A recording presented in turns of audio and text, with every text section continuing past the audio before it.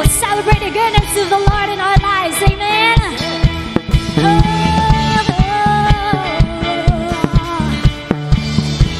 We will declare, this is the day. This is the day you made, so I will give you praise. Whatever comes my way, I'll rejoice in you. This is the day you made, so I will give you praise. Whatever comes my way, I'll rejoice in you. This is the day you made, so I will give you praise. Whatever comes my way, I'll rejoice in you. This is the day you made, so I will give you praise. Whatever comes my way, I'll rejoice in you.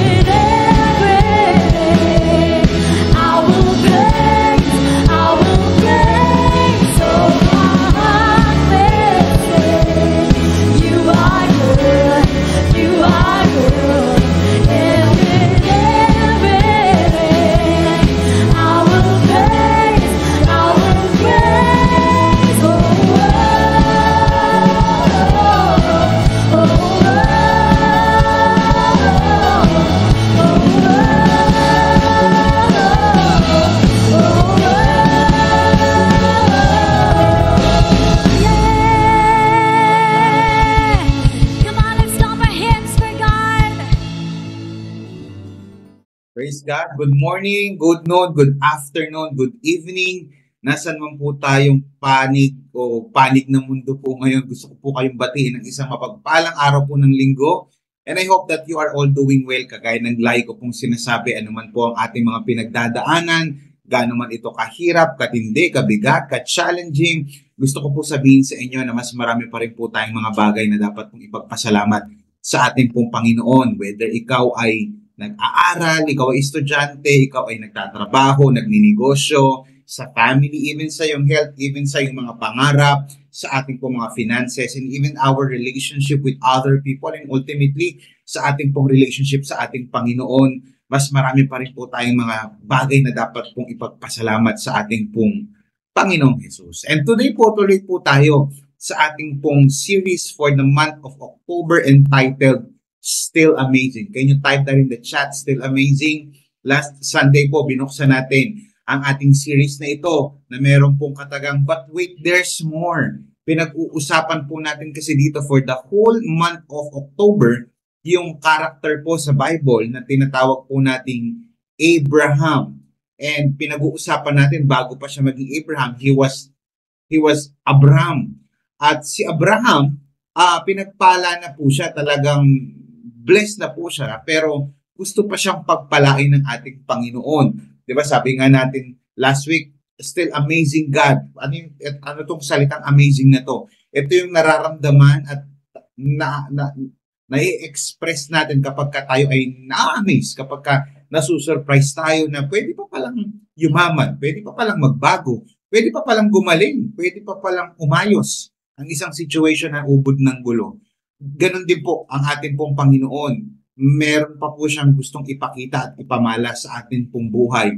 At hindi po sapat yung ating lifetime, itong buhay natin dito sa lupa, para makita yung amazing, yung pagka-amazing ni God. Kaya lang ang maganda kay God ay habang tayo nabubuhay ay pinapakita at ipinapamalas na po niya ang kanyang pagka-Diyos sa ating pong mga buhay. Now, balik tayo sa usapin po natin patungkol po kay Abraham. Last week, inopen natin ito with chapter 13, verse 1. Hanggang to, binigyan ko kayo ng context. Sabi ng verse 1 ay, mula Ehipto, si Abraham ay naglakbay na pahilaga patungong Negev, kasama ang kanyang asawa at ang pamangkin niyang si Lot. Dala ang lahat ng ari-arian. Sabi ng verse 2, mayaman na noon si Abraham, marami na ang kanyang mga tupa, kambing, baka, at marami na rin siyang natipong ginto at pila. Tapos, yung story na kung saan pinakita po natin last Sunday, na nagkakaroon ng konting kiskisan yung tagapag-alaga ni Abraham at yung tagapangalaga ng mga hayop ni Lot, causing them na mag-decide na si Abraham ang nag-initiate. Sabi niya, dapat hindi tayo mag-away-away sapagkat tayo ay magkakamag-anak. So ganito na lang gawin natin. Let's separate ways. Pumili ka, ikaw una, at yung mga hindi mo mapipili, yan ang akin. Sabi ng verse 2, mayaman na noon si Abraham, marami na ang kanyang mga tupa, kambing, baka, at marami na rin siyang natipong ginto. Atin po pinag-uusapan dito yung 3-part installment po natin. Last week, pinag-usapan natin yung characteristic of a victorious vision. Pinag-usapan natin yan. Tama po ba? Naalala ninyo yung verse 14, 15, 16. Pinag-usapan natin yan. Yung verse 17 naman, pakitype sa comment section, verse 17. Yung verse 17, yan po yung pag-uusapan natin sa part 2. Yung verse 18, yan naman ang pag-uusapan natin sa part 3. Kaya nga po 3-part series ito. 14, 15, 16, pinag-usapan natin last week, characteristic of a victorious vision. Yung part 2, pag-uusapan po natin ngayon, yung claim your vision. Una, characteristic of a victorious vision, pinag-usapan natin yan. Verse 14, 15, 16, God-given vision, faith-driven vision, and life-changing vision. Now, ngayong linggo pong ito, pag-uusapan natin yung claim your vision, verse 17, at saka yung conquer your vision. Yan po yung steps to success sa pagiging Christian, sa pagiging anak po ng Diyos. Yung verse 18, pag-uusapan natin next week. But wait, there's more. Bago po natin simulan ang ating pong talakayin, meron lang po akong isi-share sa inyo na isang article. According to CNN, in 2012, sabi niya, millions of Americans are missing out $58 billion. Yes, you heard it right.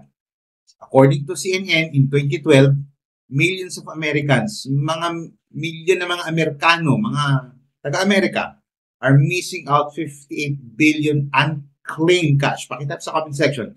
Unclaimed cash. Unclaimed property comes from a variety of sources, including abandoned bank accounts, stock holdings, unclaimed life insurance payouts, and forgotten pension benefits. Sabi ng study na ito, $58 billion ang hindi nakukuha. Ano ang dahilan? Mamaya meron pa akong ibibigay na article, but most probably, nakakalimutan nila ito at yung iba naman, hindi nasabi sa kanila na beneficiary pala sila nito, nakalimutan. Marami pong mga reasons bakit po hindi po nakiklaim. Now, ganun din po sa ating pagiging anak ng Diyos. May mga bagay na ipinangako sa atin ng ating Panginoon and sometimes hindi po natin siya nakiklaim. May mga blessing ang ating Panginoon na para sa iyo at para sa akin, kaya lang hindi po natin siya nakiklaim. Marami pong kadahilanan, yung iba nakakalimutan, yung iba nadi-discourage, yung iba nagkakaproblema ng matindi, causing them to forget what God has in store for them. Now, the million-dollar question is how to claim a God-given vision. Kung binigyan ka ni Lord ng pangako, kung binigyan ka ni Lord ng isang pagpapala na i-claim mo, paano ko ito makukuha? Now, let's open our topic sa Genesis chapter 13, verse 17. Tama? Verse 14, 15, 16, part 1, verse 17, part 2, and then verse 18, yan po yung part 3 natin next week. Paano i-claim yung success, lalong-lalo na sa ating pong spiritual life.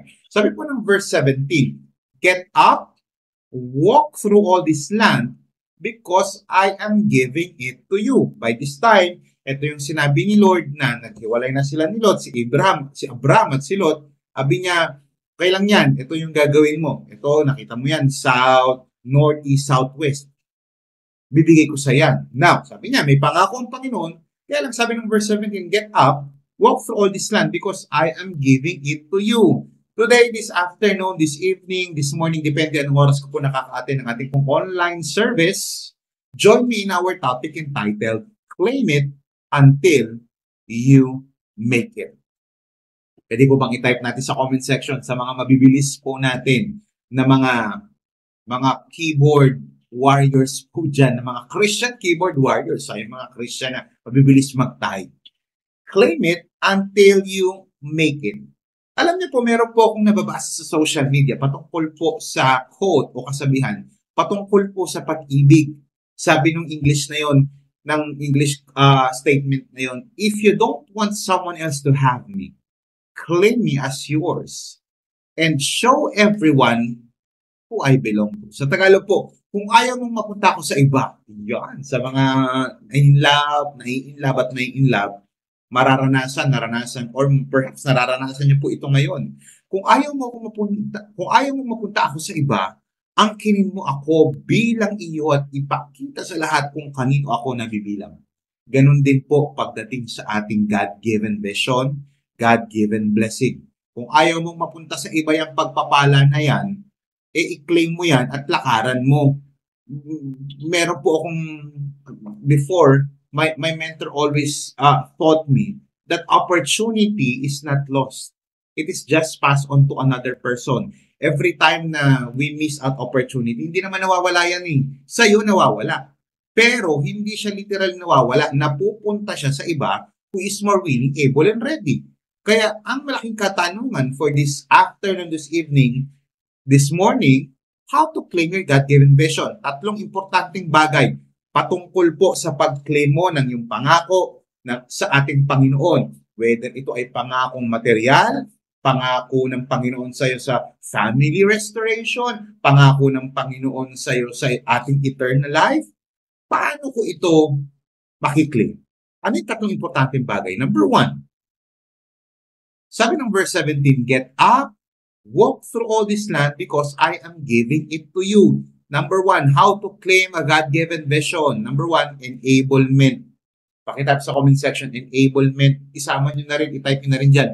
Get up. Abay, tumayo ka. Abay, bumangon ka. Abay, kumilos ka. Ang context nito in this verse, binibigyan ng instruction ni God si Abraham para tumayo at maglakad doon sa lugar na ipinangako sa kanya ng Diyos. Binibigyan ng go signal. Listen to this very carefully. Binibigyan ng go signal ni God si Abraham, later on Abraham, para lakaran yung ipinapangako sa kanya. Now, listen to this very carefully. This is more than a simple, hindi lang ito basta simple na utos para lumakad. It's a powerful call para kay Abraham to act and claim God's promises. Alam niyo po mga kapatid, anong pwede nating matutunan dito? Kapag si Lord sinasabi sa atin na get up, God is inviting us. God is giving us.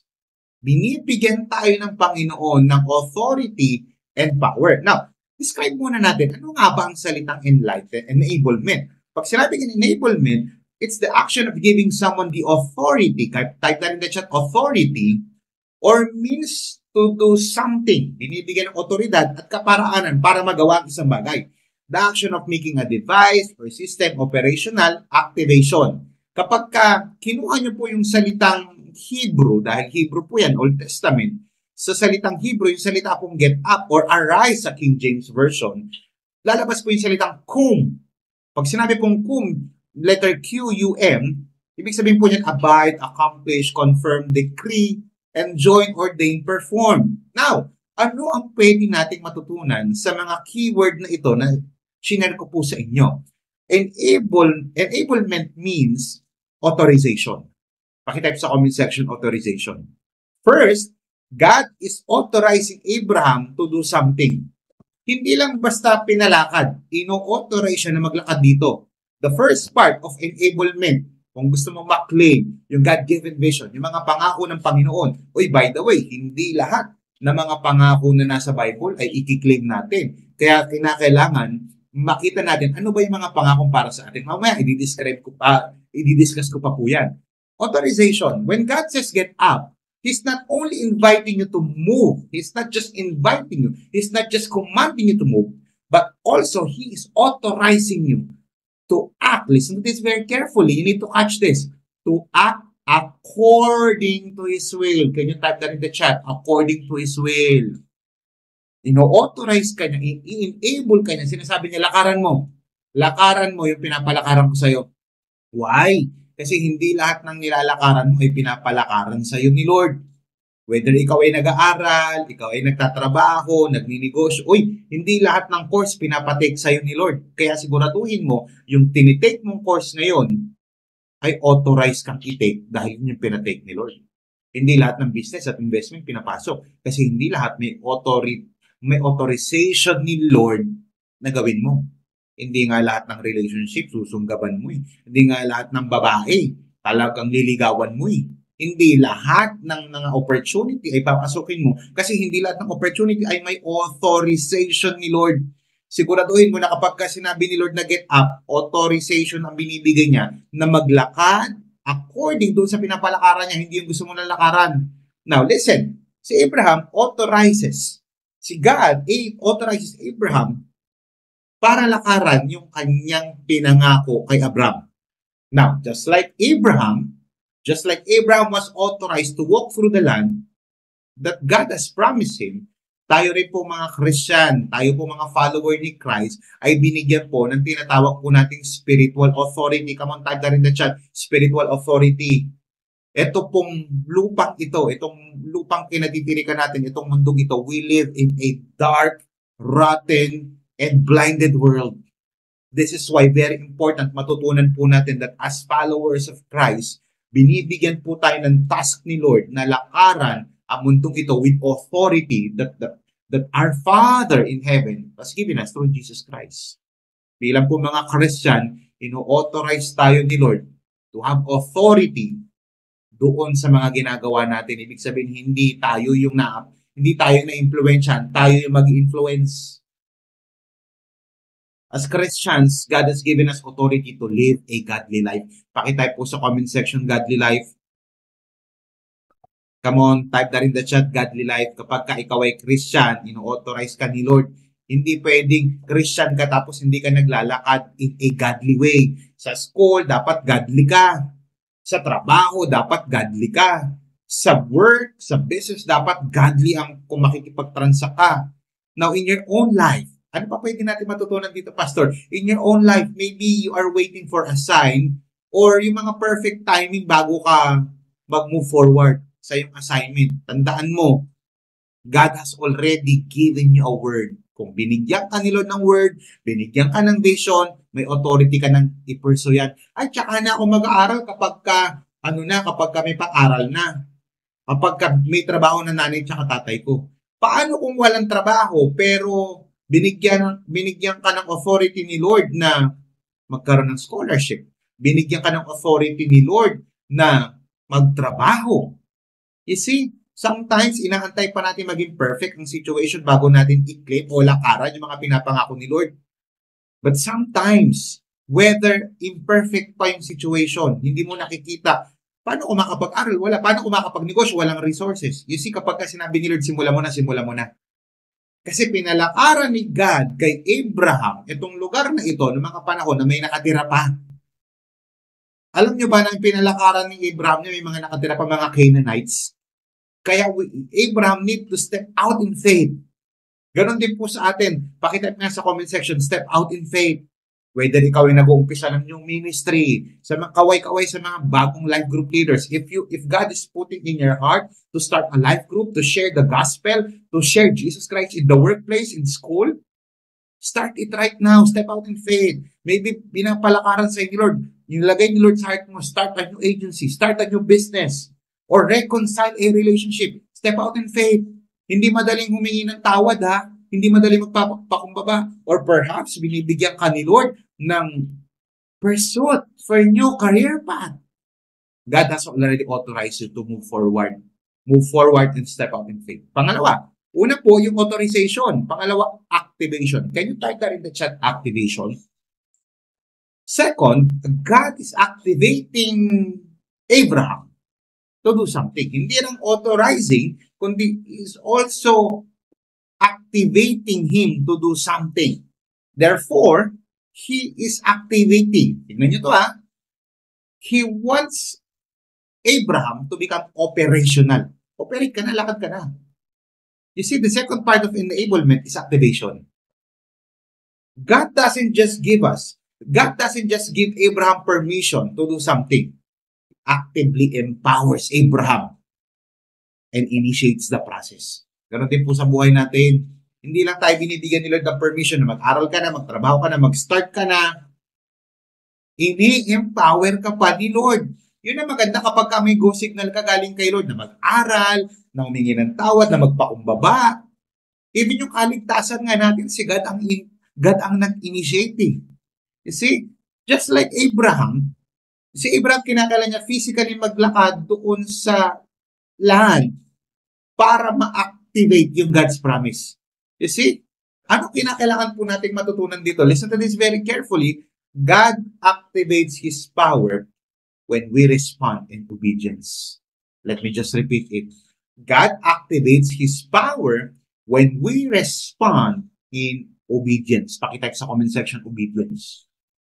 If you want to see God's power working in your life, respond in obedience. Pastor, di ba makapangyarihan si Lord? Kaya niyang gawin lahat? Oo naman, according to His nature. God is sovereign, God is powerful, but God is also just. Pata si Lord, God doesn't show favoritism. Gagawin niya yung mga bagay na kahit nga hindi mo kayang, kahit nga sumunod ka o hindi, pakinggan mo maigi ito, sumunod ka o hindi, gagawin ni Lord kung ano yung nararapat niyang gawin. Kaya lang may mga bagay na kinakailangan makita si Lord sa'yo para mangyari ang isang bagay na ipinangako niya. Let me give you an example. Yes, God is sovereign, but there is what we call human responsibility. If you want God to forgive you, your responsibility is to ask forgiveness. If you want God to bless you, you need to bless Him. May mga bagay na kinakailangan mo gawin para magbukas ang mga opportunity. Ang tanong, are you responding in obedience? Yung salita pong get up o kum, from the Hebrew word yan, akuma, carries with it the idea of performing. Pag sinabing kum, action word po yan, verb po yan. It's not passive. It's about becoming operational. Gusto mong pagpalain ka sa school? Kaya ka naman i-bless ni Lord. Ang tanong, nag-aaral ka ba? God can give you a high grades. Ang tanong, nag-aaral ka ba? Gusto mo ng favor kay Lord, nag-aaral ka ba? Gusto mo ng favor kay Lord financially, ang tanong, nagbibigay ka ba? Gusto mo ng favor ni Lord sa iyong health, pagagalingin ka ni Lord. Example, hindi naman lahat pinagagaling ni Lord. Pero kung gusto mong pagalingin ka ni Lord, ikaw yun, isa sa mga milyon o bilyon na taong pagagalingin ni Lord. Gusto mong pagalingin ka ni Lord, pray ka ng pray. Lord, pagalingin niyo na po ako sa rheuma, arthritis, gout ko. Gusto kang pagalingin ni Lord. Tapos, panay naman kain mo ng mga bawal. Yung mantika, kulang na lang gawin mong soup. Hindi ka kumakain ng gulay, hindi ka nag-exercise, hindi ka natutulog ng tama. Lord, tanggalin mo naman yung stress ko. Paano mawawala yung stress mo? Lord, tanggalin mo naman yung sakit ng ulo ko kung ang cause ng sakit ng ulo mo ay puyat. Puyat ka naman lagi. You see, willing tanggalin ni Lord. Ang tanong, willing ka bang sumunod? Now, ano pa pwede po nating matutunan dito? Perhaps you feel stuck. Yes, Pastor, tinatamaan po ko. I must admit, I'm an inactive Christian. I'm an inactive follower of Christ. I feel stuck in this certain situation. Maybe stuck ka sa isang area na kung saan emotional, physical, stuck ka, di ka makakilos, financial, and ultimately spiritually. Perhaps even din sa ministry, hindi ka makakilos. If you are stuck right now, God is telling you to get up. Pwede bang i-type natin sa comment section, get up. God is commanding us and inviting us to get up. May pinangako ko sa'yo, huwag ka manatiling nakabulagta, huwag ka manatiling nakadapa, huwag ka manatiling nakastuck. As you listen right now, as your pastor, I am praying and I am declaring na hindi ka na masastuck dyan sa situation mo na nagkukos para hindi ka mag-grow, para hindi ka pagpalain, para lagi ka ma-depress. Come on, get up. Obey God.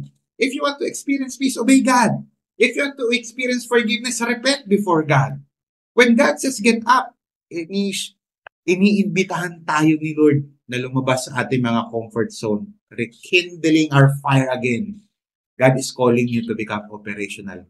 Marami kasi ngayon, dream lang ng dream, pero ayaw naman bumangon. I have a vision, I have the dream. O paano mong ginagawa? Pangarap ko maging doktor. Ano naman ginagawa mo? Pangarap kong kumayos ng pamilya ko. Ano naman ginagawa mo? Panay hilata, panay tulog. Walang masamang mangarap. Dreaming and having dreams for your family, for your business, for your career, for your finances, for your health, and even for your family, and even for your ministry is good. That's great. But for you to pursue that dream, you need to pay the price. It's free to have dreams, but for you to catch and claim that dreams, you have to pay the price. You need to move forward. You need to act by faith. Kaya get up. Pwede po pagpalakpakan natin ang ating Panginoon. How to claim your God-given vision, get up. Tayo. So matapos ang pag-aaral, mag-aral. Gusto mong umayos ang buhay mo, ayusin mo. Because getting up is a choice. I am one who gives but never to Him. Alam ko yung pakiramdam ng naghihirap at walang-wala. At kahit nun pa, ako yung sidasal nangingilagi kay Lord. From the time na naghirap ako up to the time na nagkaroon ako, I learned the value of being generous.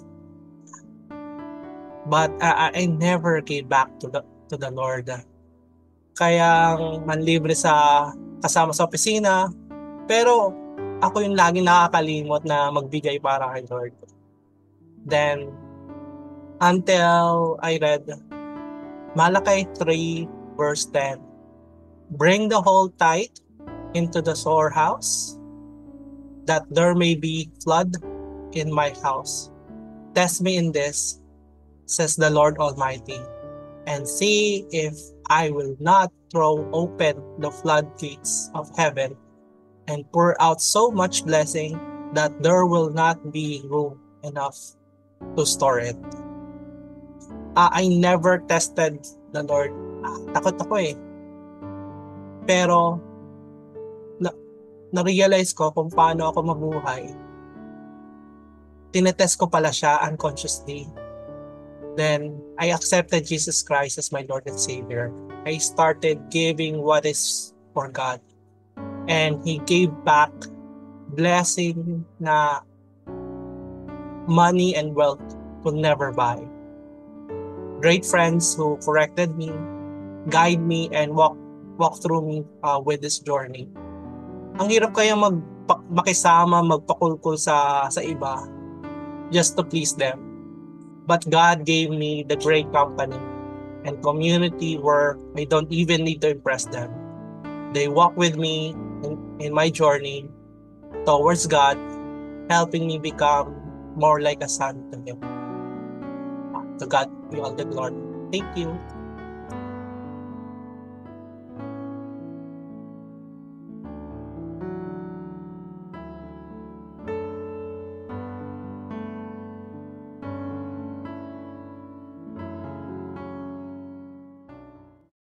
Pangalawa, get up. Verse 17 lang tayo, pipigain natin ito. Get up, una, get up. Pangalawa, walk through all this land.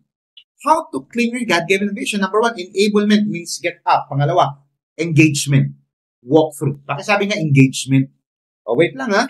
Sa mga gusto magpakasal, hindi ito yung sinasabi kong engagement. Pero pwede na rin yun. May explain ko yan. Ito pong phrase na walk through all this land ay command po ni God kay Abraham. It carries the idea, you need to listen to this, it carries the idea of moving about, crossing, going back and forth, and living in the area.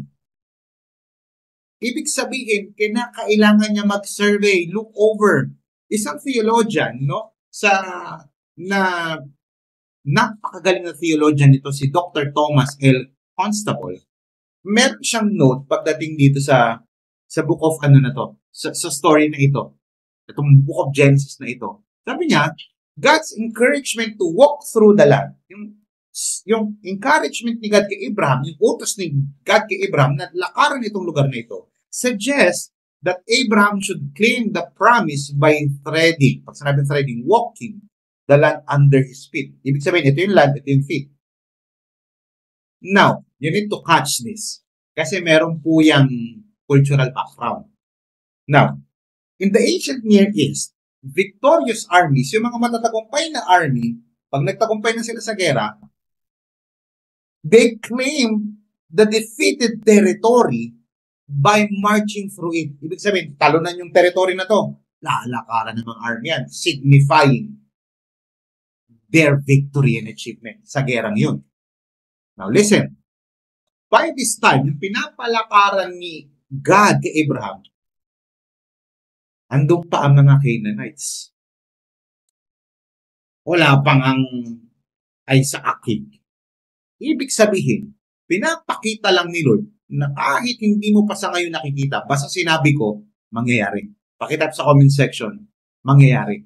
Ibig sabihin, pinapaposes na ni God yung land kahit ay ang dami pang tao eh. Hindi, sabi ni Lord, basta sinabi ko, gawin mo na. Mukhang imposible, ang lalaki niyan. Yung nandyan sa Canaan na yan, mga higante, mga parang mga Nephilims. Parang nga lang tayong grasshopper dyan. Sabi nga ng mga sabi nga nila Joshua, nung time nila Joshua, nung i-conquer nila yung promised land. Pero may mga bagay na seemingly impossible, but with God, it's possible. Kinakailangan mo lang lakaran. The command, walk through the land here is not simply a command to move from place to place. Hindi lang basta, dito. But rather a call to engagement. Ma-engage ka na dun sa land. Now, you need to understand it. You need to understand this. The instruction, walk through the land, embodied principle. Pinapakita yung principle na pag si Lord may pangako, tiyak matutupad, but God require faith and action on our part. Pakita sa comment section, faith and action. Kaya faith without work is dead. Kaya nga pinangakuan ka na ni Lord ng eternal life. Ligtas ka kapag nanampalataya ka kay Lord, kay Jesus Christ, sa ginawa ni Jesus Christ. Hindi sa religion mo, hindi sa kabutihan mo, hindi dahil nagbibigay ka, hindi sa achievements mo. You are saved by grace through Christ, dun sa achievement ni Christ sa cross, hindi sa achievement mo. Kaya lang, kung totoong nanampalataya ka, you need faith and action. Ibig sabihin, ipakita mo sa mga action mo, gumagawa ka ng mabuti, sumusunod ka kay Lord, kung may tunay kang pananampalataya. Now, ano yung pwede natin matutunan dito sa storyang ito? Etong engagement walkthrough. Kapag ka ikaw ay naglalakad doon sa kalooban ni Lord, you need, number one, you need to gain information.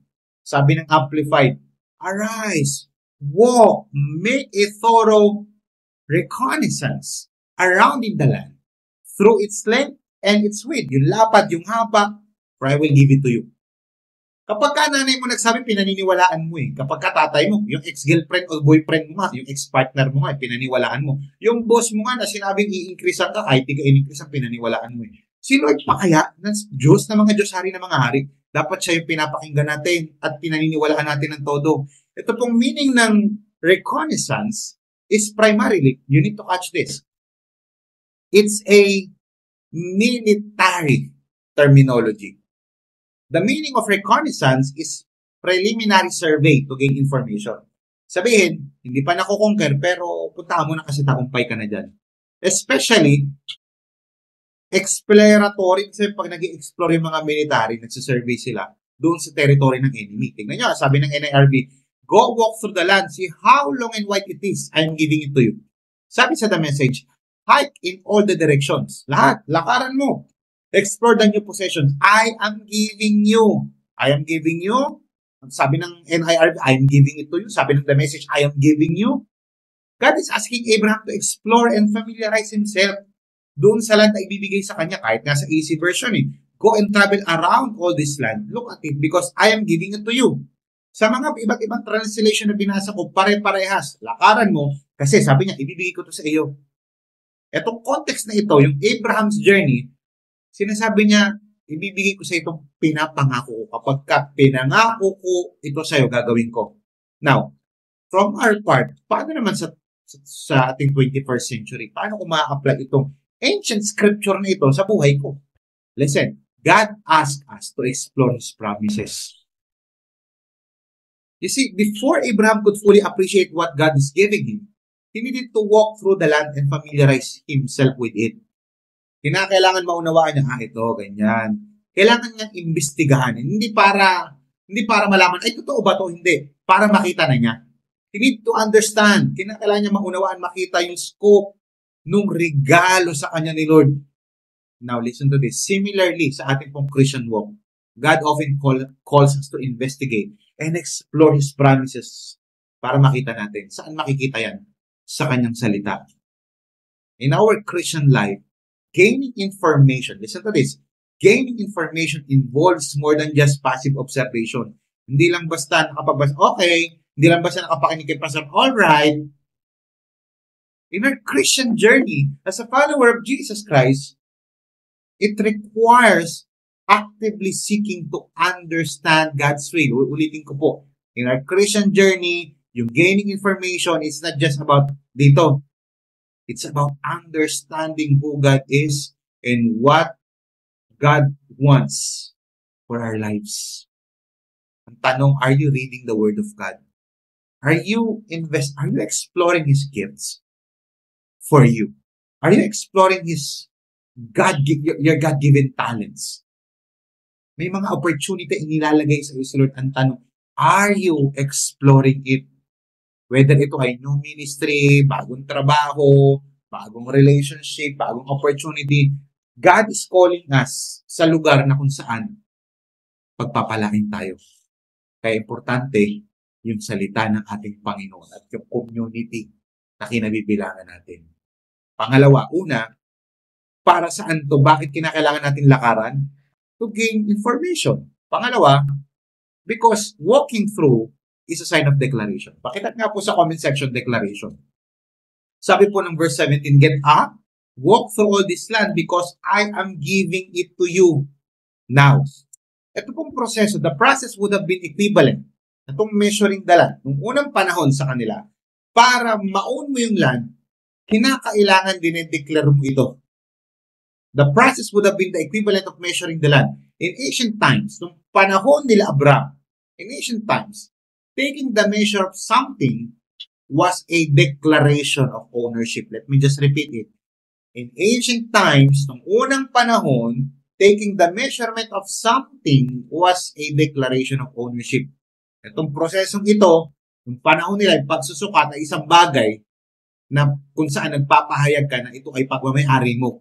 Kaya sabi niya, kaya sabi ng Bible, sabi ni God, kay Abraham, I am giving it to you. Ano ibig sabihin? Pinalalakaran, pinadedeclare na ito ni Lord. Pag dineclare na ni Lord, na sa'yo yan. Noong unang panahon na, sa human side, kapag ka dinedeclare ko, akin na yan. Tao yun. Pwedeng sumabalay, pwedeng magkamali, pwedeng pag-awayan. Pero pag si Lord ang nagsabi, Diyos na nagsabing sa'yo yan, i-receive mo na. You see? Ang matindi nga dito, hindi pa literal na ipapanalo yung laban eh. Wala pa eh. May mga nakatira pa pero sinasabi na ni Lord, sa'yo yan. Pinadedeclare na ni Lord. Ano pwede natin matutunan dito? May mga pagkakataon po sa buhay natin na hindi natin nakikita. Pero pagka si Lord na nagsabing i-declare mo na.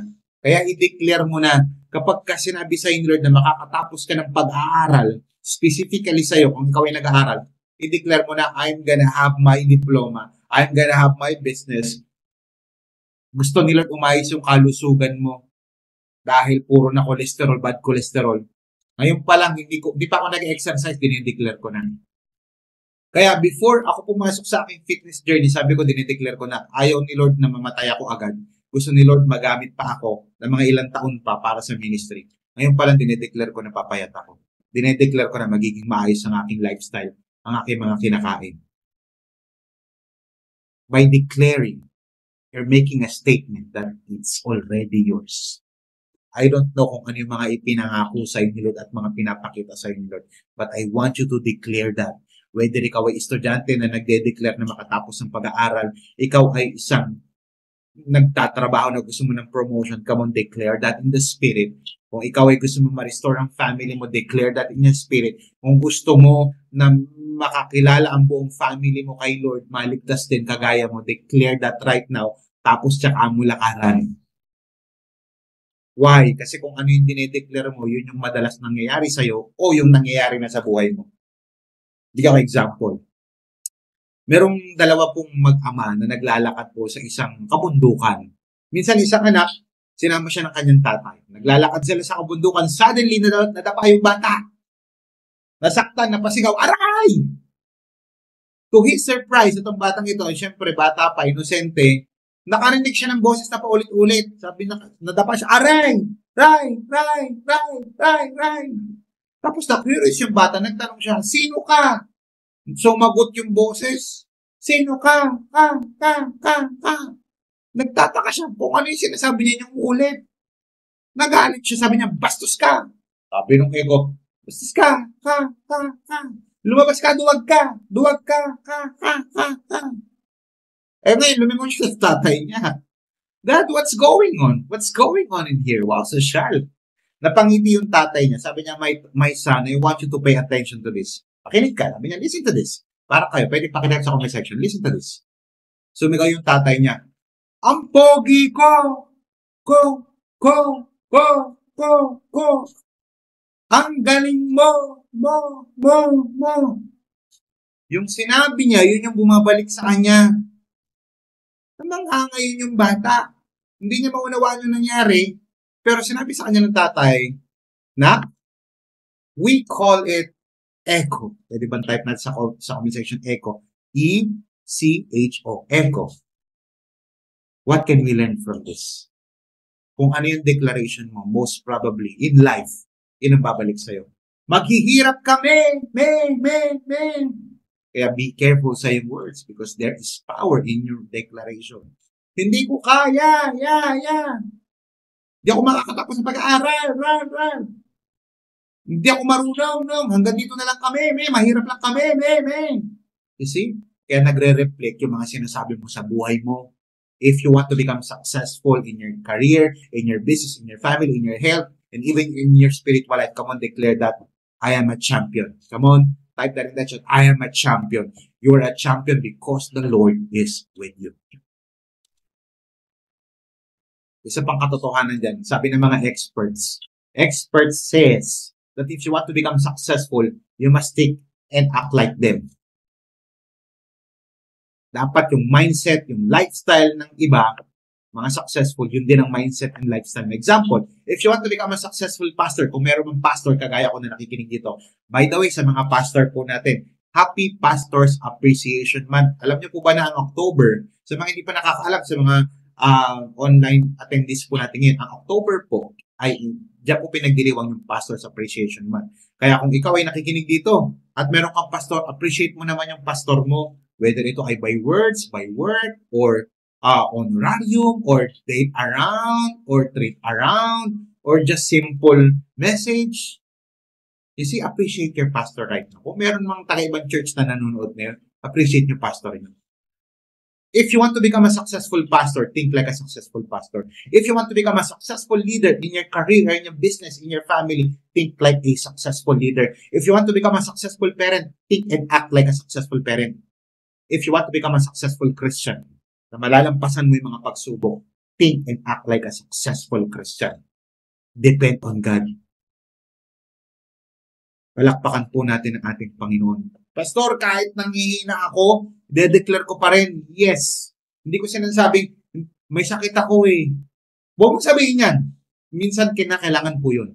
Pero wag naman natin babadan na sobrang may sakit ako, kawawa ako. Sabihin mo na kawawa ako, kawawa kami, may sakit ako, pero hindi po kami mananatiling ganyan.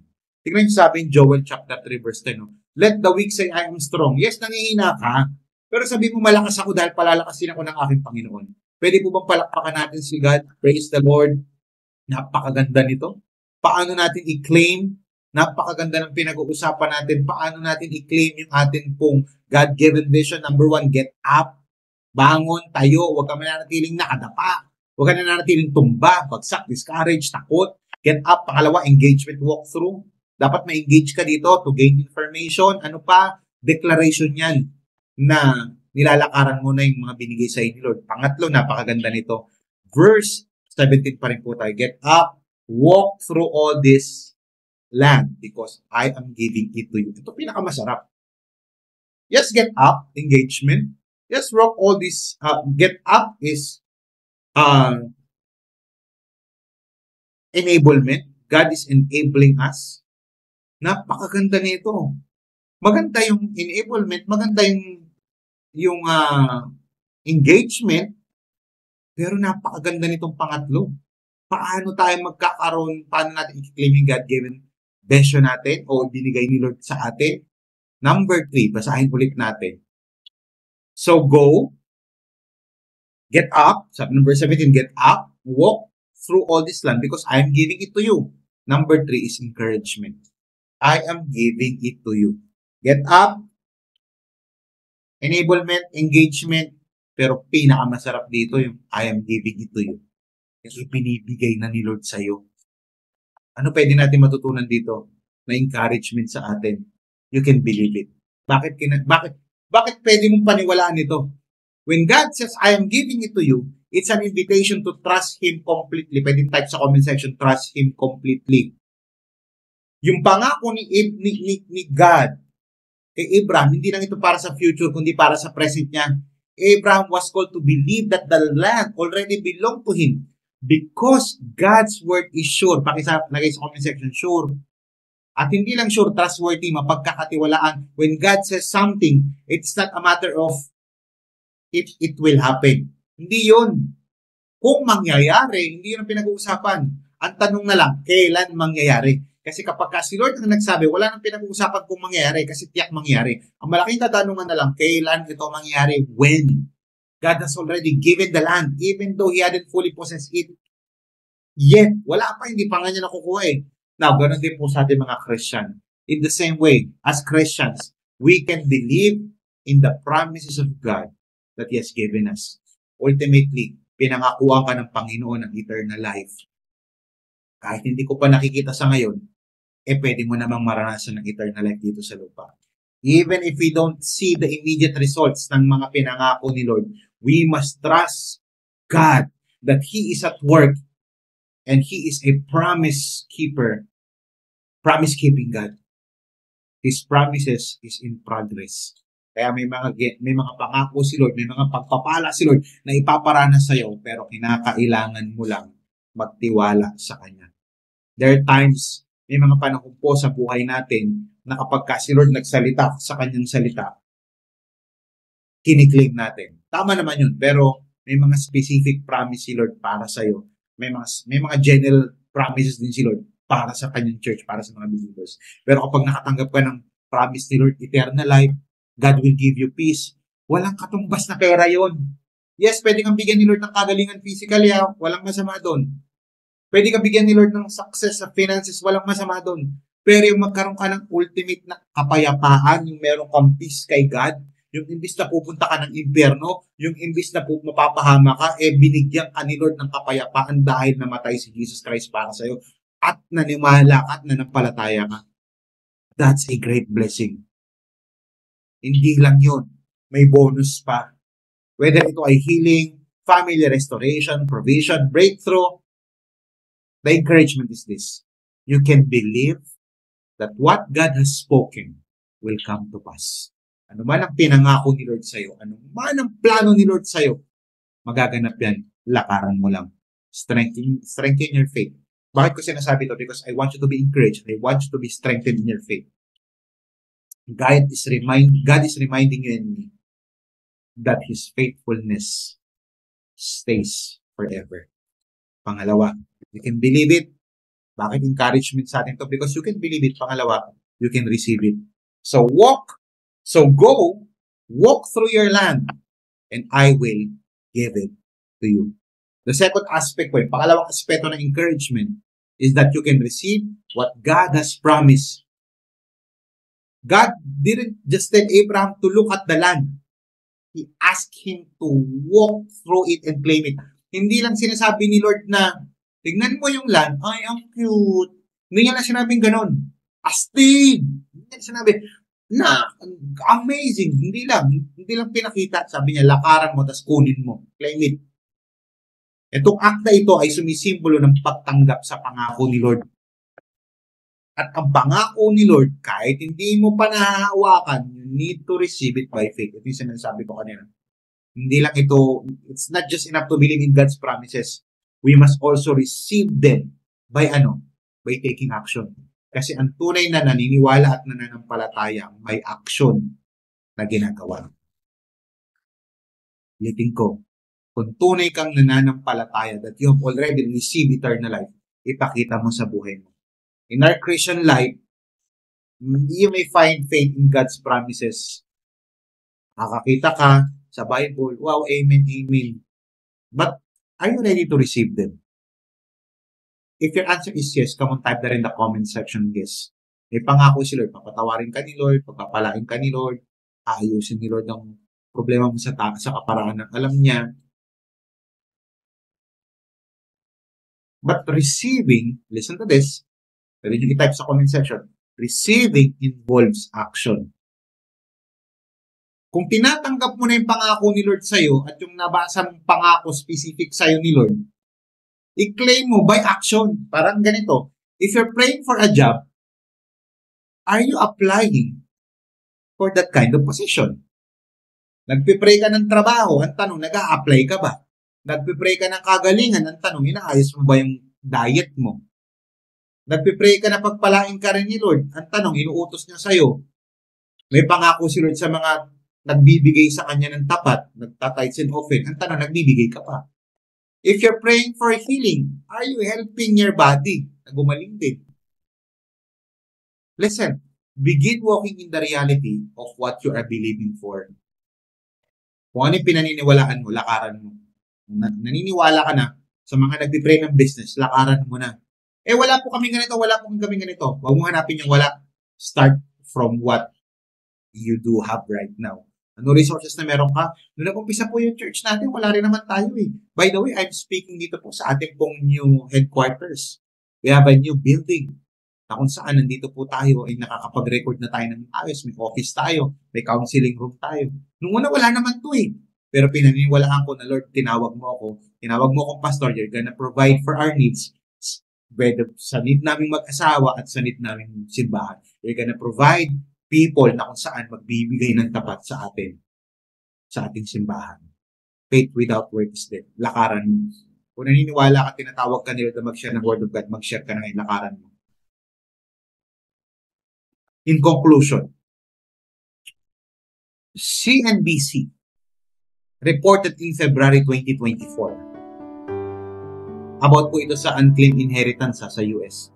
CNBC reported in February 2024, this year lang yan, about 1 in 7 Americans have an estimated 7 billion worth of unclaimed property being held by the state treasurers. According to the National Association of Unclaimed Property Administrations, isa sa bawat 7 Amerikano ang may estimated 70 billion worth ng unclaimed property. Hindi nakukuha. They also report that over 30 million people in the United States have unclaimed property that they, ano reason? That they have either forgotten about or never knew was theirs. Nakalimutan. Pangalawa, hindi nila alam na meron pala sila. According to the National Association of Unclaimed Property Administrations. Mga kapatid, papaalalahanan ko lang po kayo. If you're a Christian, baka nakakalimutan mo na meron kang responsibilidad sa ating Diyos, na meron kang pagpapala sa ating Panginoon. Kaya lang baka nakakalimutan mo at baka hindi mo alam na napakaraming blessing ng isang Christian. Ang nakikita mo lang, pain, problema, challenges, ang nakikita ko lang yung problema sa pamilya, problema sa school. Hindi mo alam, behind every problem are purpose. Yes, behind every problem there's pain, but behind every pain there's a purpose, there's a reward.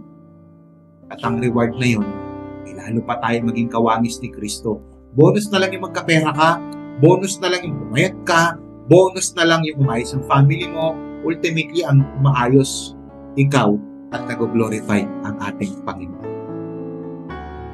Thank God, pagdating sa pangako ni Lord sa buhay mo, you can believe it and you can receive it.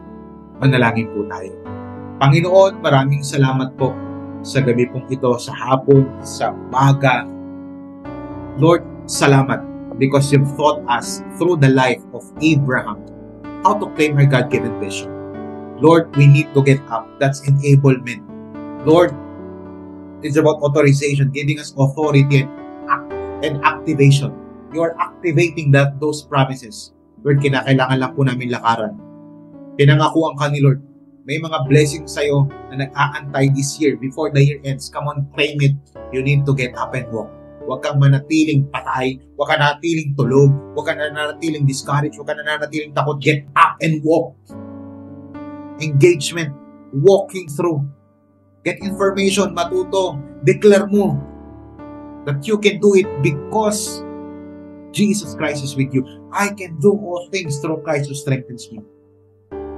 And the greatest encouragement is God is giving it to us. Ano man ang ipinangako sa iyo ng ating Panginoon.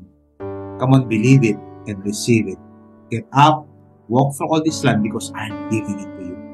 Kung ikaw naman ay first-timer dito at wala ka pang personal na relationship sa ating Panginoon,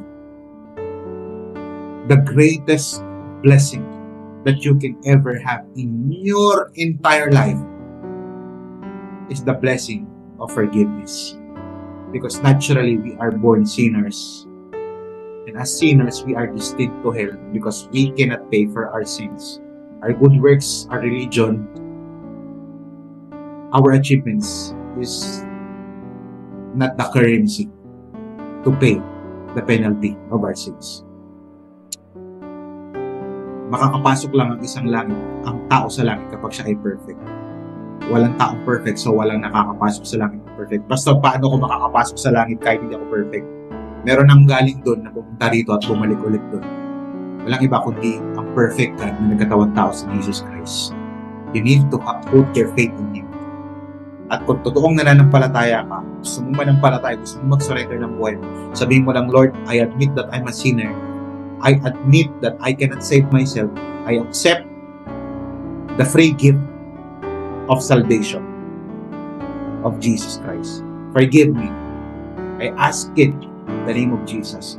Lord, as a sign that I am really repenting, Lord, is that a sign, Lord, I'm gonna follow you. Yes, challenging ito, pero Lord, susunod ako sa'yo. As a sign na ako'y tunay na naligtas. Hindi ako aalis sa'yo. Susunod ako. Maraming salamat. Pagpalain niyo po mga kapatid ko na narito. Bless your people financially. Bless your people with good health. Bless your people with good standing sa kanilang school.